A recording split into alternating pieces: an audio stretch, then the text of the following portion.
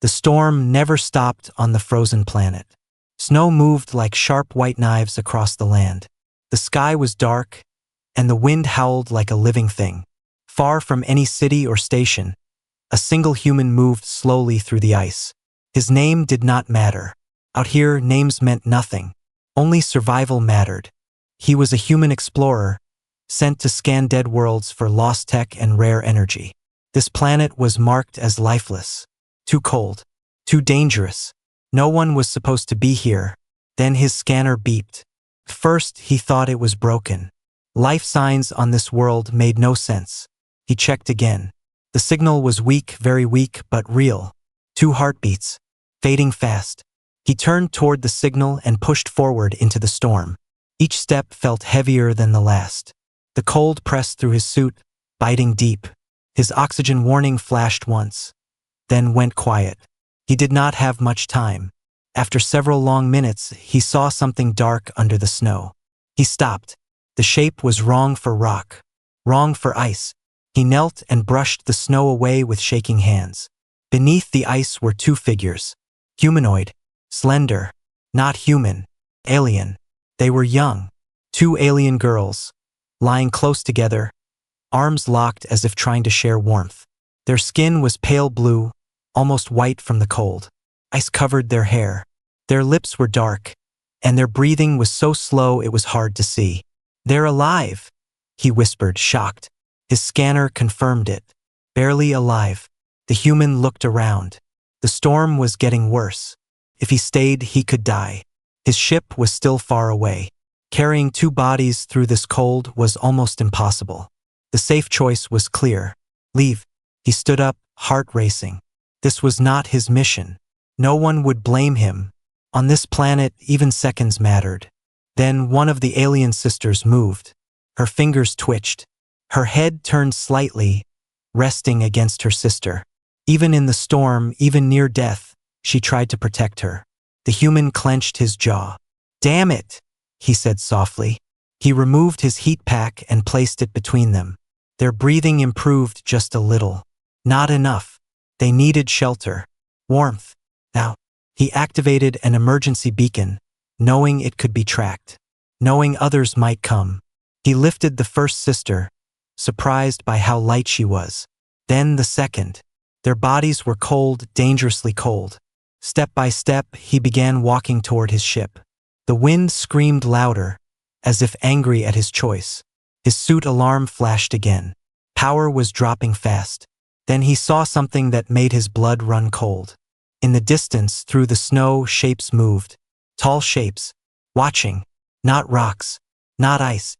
He tightened his grip on the alien sisters and kept walking. Behind him, the storm hid many footsteps. The wind grew louder as the human walked through the snow. Each step felt slower than the last. The 2 alien sisters were light, but the cold made everything heavy. His arms burned. His breath came out sharp and fast inside his helmet. The ship was still far away. His suit showed warning signs again. Power low. Heat dropping. If the suit failed, none of them would survive. He did not stop. Behind him, the shapes in the storm moved closer. He could feel it. The frozen air carried a strange sound. Not wind. Not snow. Footsteps. Slow. Patient. Hunters.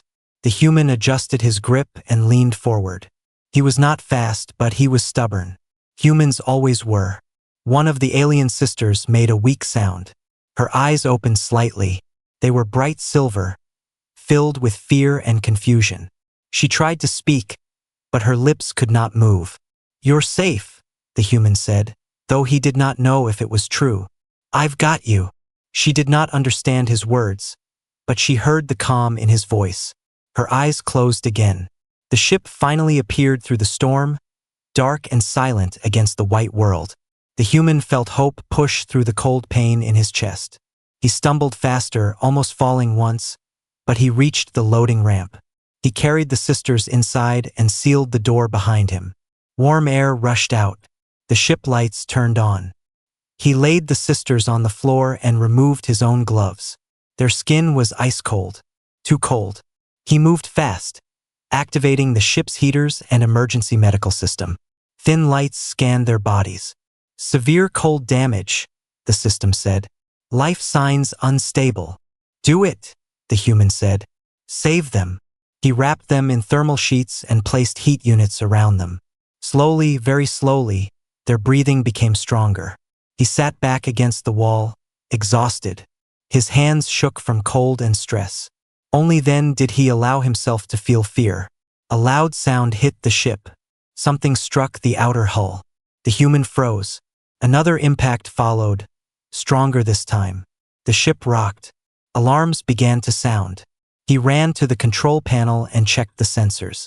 Multiple life signs surrounded the ship. Tall figures, armed, not friendly. They followed us, he muttered. The alien sisters stirred again. One of them opened her eyes fully now. She looked at him, really looked at him. Her gaze moved from his face to his hands, then to the ship around her. You stayed, she said in broken words. Yes, he replied. I stayed. Her eyes widened. Confusion turned into shock. Our kind does not, she whispered. They leave the weak. The human did not answer.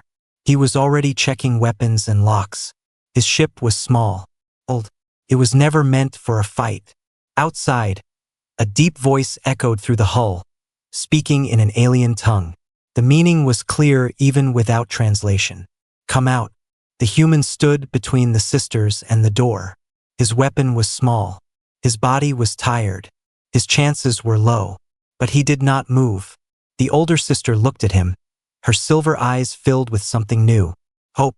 The ship shook again as the hunters prepared to break in. And the human realized that saving them was only the beginning. The ship lights flickered as the power struggled to stay stable. Outside, the hunters moved around the hull, slow and confident. They were not in a hurry. They knew the cold would do their work for them. Inside the ship, the human stood still, listening. Behind him, the alien sisters were awake now. Both of them. They sat close together under the thermal sheets, watching him in silence. Their bodies were still weak, but warmth had returned to their skin. The blue color slowly faded. The younger sister spoke first. Her voice was soft and careful. Why did you save us? The question caught the human off guard. He turned to face them. For a moment, he did not know what to say. Because you were dying, he replied simply. And I was there. The sisters exchanged a look. To them, the answer made no sense. Our people would not do this, the older sister said. Even for family. The human frowned. Why not? She lowered her eyes. Because weakness brings death. That is what we are taught. The younger sister clenched the thermal sheet. We were abandoned, she added. Left on this world to freeze. The words were calm, but the pain behind them was deep. The human felt anger rise in his chest. He had seen cruelty before, but this was different. This was cold logic without mercy. Why? He asked. The older sister hesitated, then spoke. We are royal blood, but not useful anymore. Our father is dead. Others want power. Outside, a loud metal sound echoed as something heavy was placed against the hull. The human knew what that meant. They were preparing to break in. We don't have much time, he said. Can you walk? The younger sister tried to stand. Her legs shook, but she stayed upright. Yes, slowly. The human nodded. Good. He moved to the controls and pulled up the ship's map. There was only one option. A narrow ice canyon not far from their position. Dangerous, unstable, but too small for large forces. We leave now, he said. A heavy hit the hull. The door bent inward. The human grabbed a power cell and handed it to the sisters. If things go bad, stay behind me. The older sister stared at him. You will die. Maybe, he replied, but not without trying. For a long second, she said nothing. Then she reached out and placed her hand on his arm. No one has ever done this for us, she said quietly. The ship engines roared to life just as the outer door cracked open. Cold air rushed inside. Dark shapes appeared through the gap. The human pushed the sisters toward the cockpit and sealed the inner door behind them. The ship lifted off, shaking violently as weapons fire struck the hull. The sisters watched the human struggle with the controls, blood running from his forehead. In that moment, something changed. They no longer saw him as weak. They saw him as something rare, a human who refused to abandon the dying. And outside, the hunters realized they had made a mistake letting him live. The ship screamed as it flew low over the frozen ground. Ice cliffs rushed past on both sides. The canyon was narrow, twisting, and dangerous. The human pushed the controls hard, guiding the small ship through gaps that seemed too small to pass. Behind them, enemy ships followed. The hunters were larger, faster, and armed with heavy weapons. Their shots burned lines of fire into the ice walls. Shards of frozen rock exploded around the human's ship. "Hold on," the human said, his voice tight. The sisters sat behind him, gripping the seats. The younger one closed her eyes, whispering words in her own language. The older sister watched the human closely. She saw how his hands moved, steady despite pain. She saw blood drip from his brow, but he did not slow. One enemy ship moved ahead, blocking the canyon exit. The human's breath caught. There was no room to turn back. "They have us," the younger sister whispered. "No," the human said. "Not yet." He cut the engines. The sudden silence was shocking. The ship dropped fast, sliding along the ice wall. Alarms screamed. Gravity pulled hard. The enemy ship overshot, flying past them in the narrow space. The human slammed the engines back on. The ship shot forward, escaping the trap by seconds. A blast hit the rear of the ship. The hull cracked. Air leaked out. The human fought the controls, forcing the ship down toward the canyon floor. "We're landing," he said. "Crash landing." The ship hit the ice hard. Metal screamed. Everything went dark. Silence followed. The human woke slowly, pain burning through his body. He could barely move. The ship was broken, half buried in snow. Footsteps echoed outside. The hunters had landed.